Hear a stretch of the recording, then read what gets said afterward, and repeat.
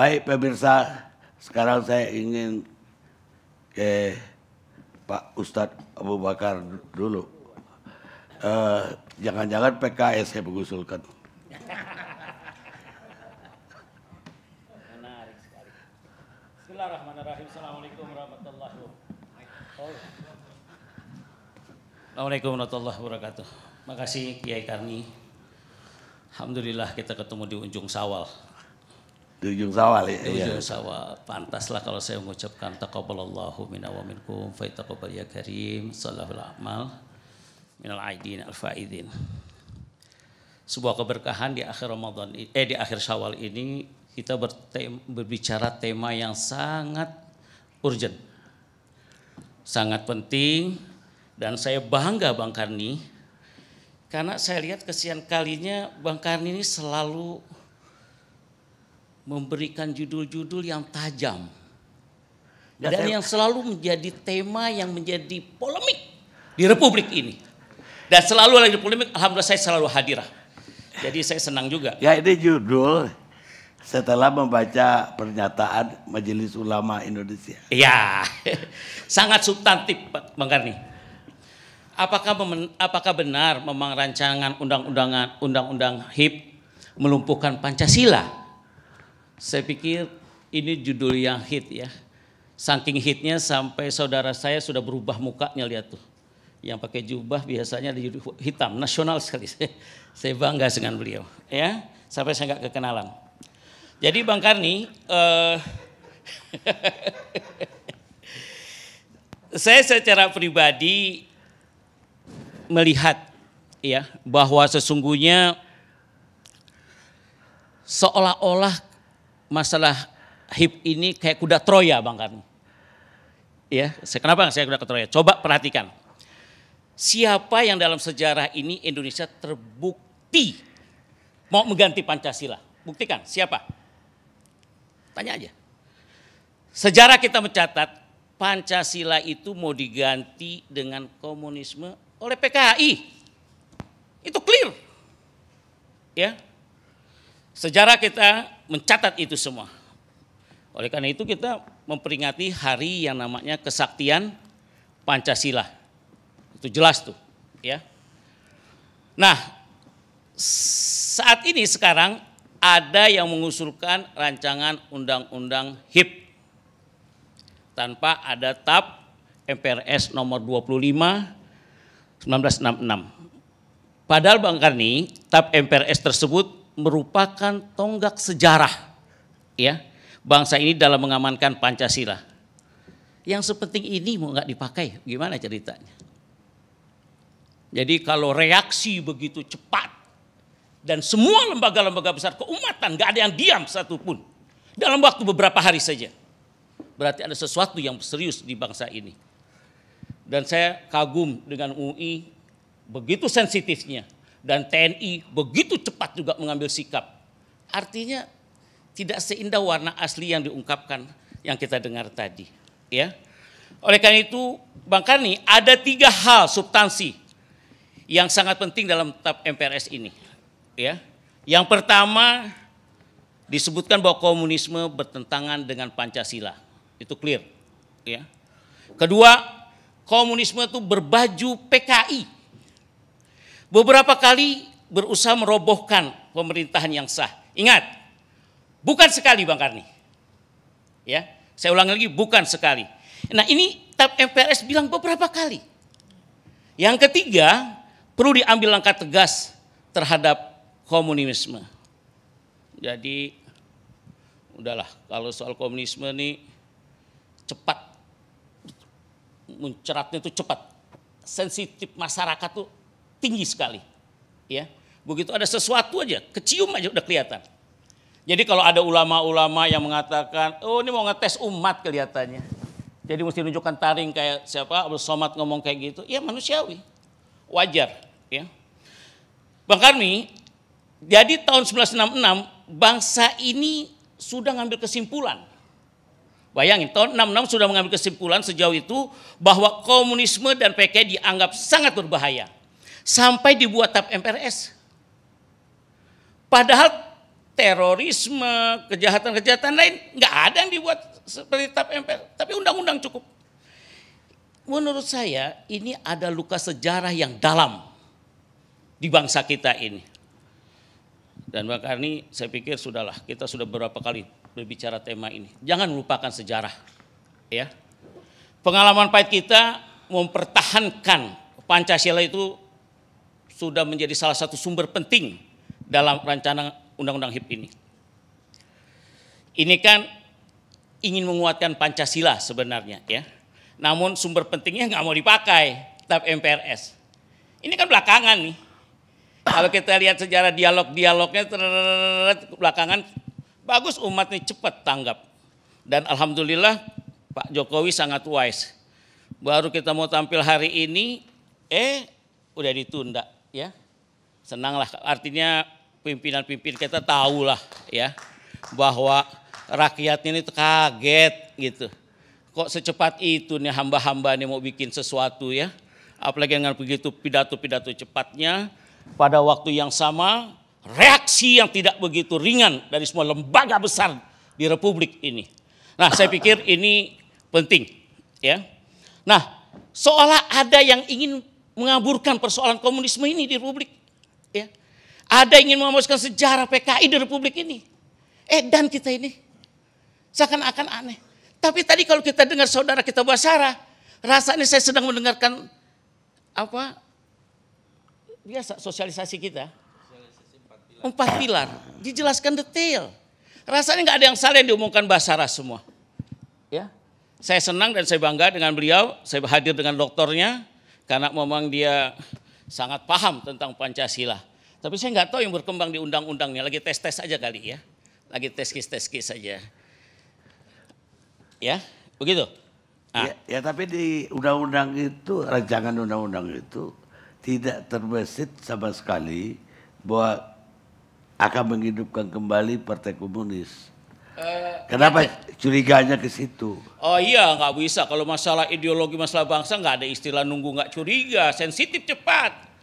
Apalagi kalau mau merubah-rubah, ya. Coba kita lihat, kita tangkap dulu. Contohnya, kalau kita mau berbicara di undang-undang tersebut di pasal 7, ya, yang Pancasila diperas tadi 3 sila, kemudian diperas menjadi 1 sila.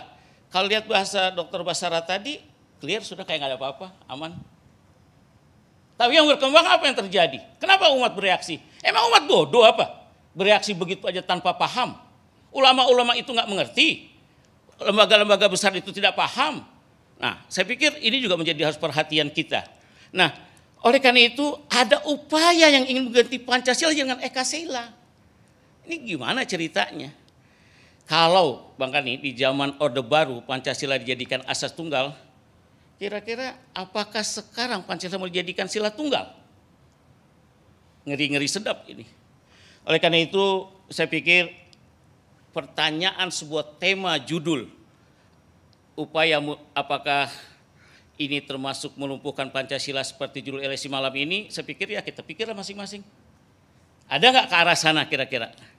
Nah, Bang Karni, saya pikir ini ada satu gejolak, ya, yang ada di publik yang bereaksi begitu cepat.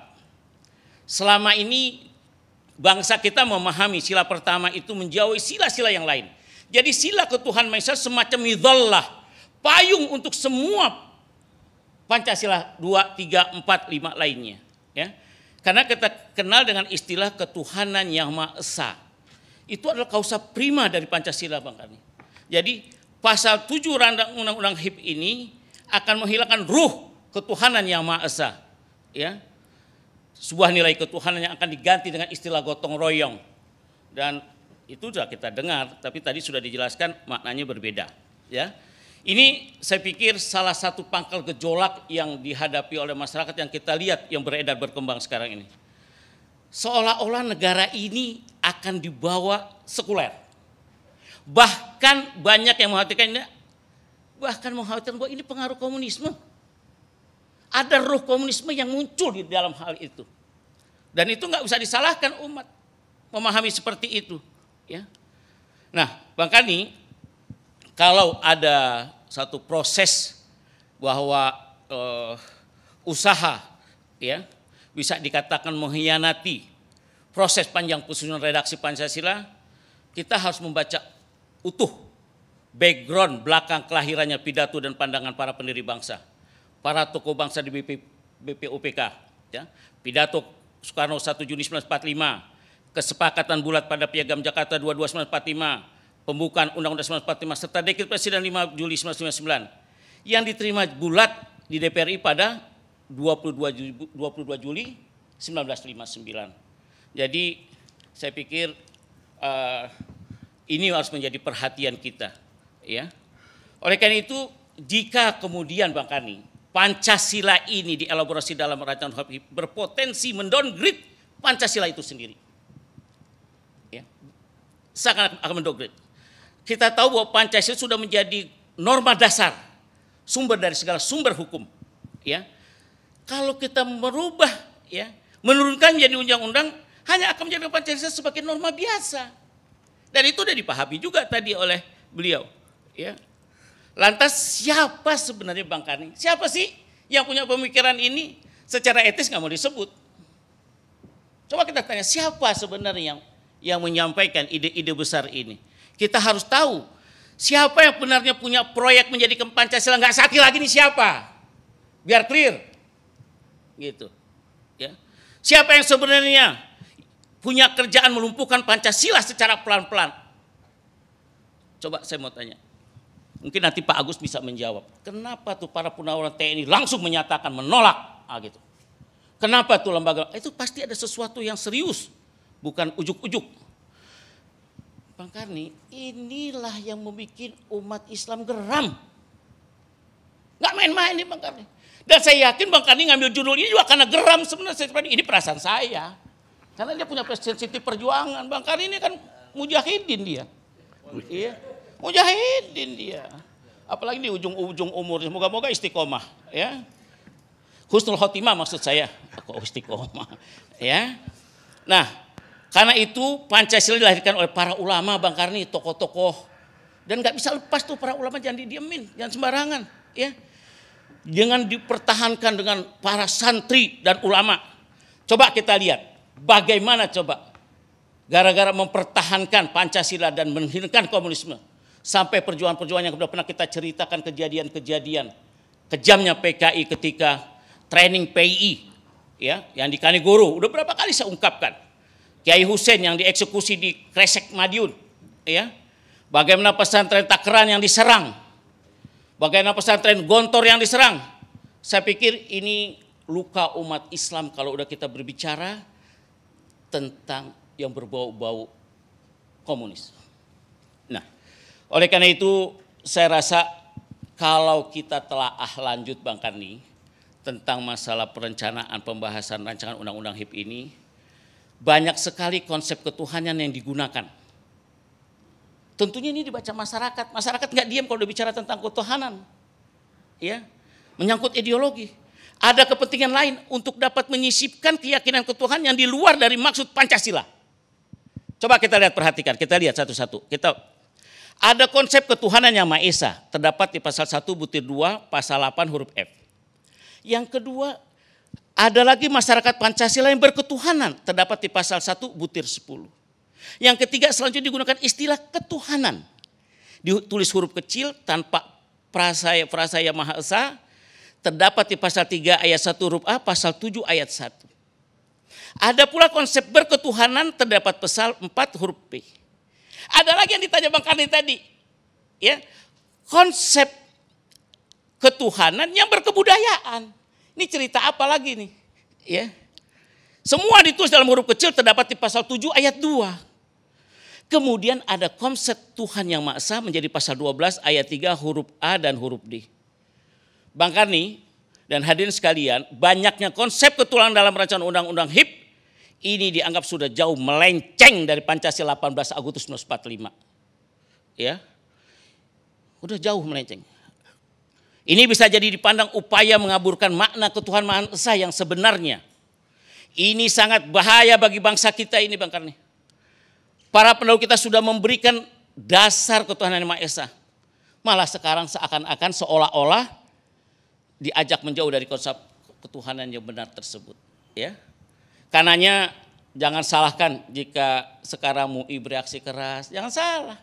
Cepat lagi tanggapan, sabar dulu Bang Karni. Ya. Jika tujuan rancangan undang HIP ini di pasal 1 ketentuan rancangan hukum HIP yang berbunyi haluan ideologi Pancasila adalah pedoman bagi penyelenggara negara, maka pertanyaannya adalah selama 75 tahun nih, kita kan udah 75 tahun, pakai Pancasila enggak kita? Pakai kan? Dan kita berpedoman pada Pancasila. Apakah selama kita ada berhaluan yang salah enggak kita pakai selama 75 tahun ini? Apa mendadak tahu-tahu kita mau rubah-rubah memperkecil lagi mana Pancasila dengan seperti pembahasan di HIP ini? Gitu. Jadi saya melihat tentunya tidak, karena kita selalu merujuk ke Pancasila Bang Karni. Dan kita baik-baik saja, nggak ada apa-apa tuh. Ya. Sebaiknya saat ini kita fokus deh. Bener tuh kata Pak Mahfud, udah sibuk pikirin pandemi aja lah, ngapa jadi gini hari ngomong Pancasila. Dari kemarin kita udah selesai kok bab ini. Ujuk-ujuk lah gitu tuh ngomong beginian. Ada apa gitu. Jadi saya setuju sekali.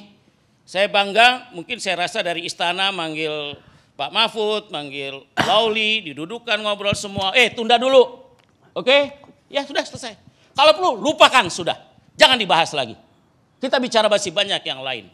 Kita pikirkan bagaimana COVID-19 ini selamat rakyat ini. Jangan lagi ada kematian yang banyak lagi. Ya Bang Karni, mungkin inilah yang suara yang perlu saya sampaikan. Dan PKS terus terang aja, intinya menolak undang-undang ini. Makasih. Assalamualaikum warahmatullahi wabarakatuh. Tapi PKS menolak, tapi nggak teriak. Ketika MUI teriak, Muhammadiyah teriak, NU teriak, baru PKS teriak lagi. Siapa bilang makanya baru denger teriak kemarin aja kali. Kita sama-sama berteriak kok. Baik. Takbir gitu aja kita. Baik, terima kasih. Pemirsa, kita rehat sejenak.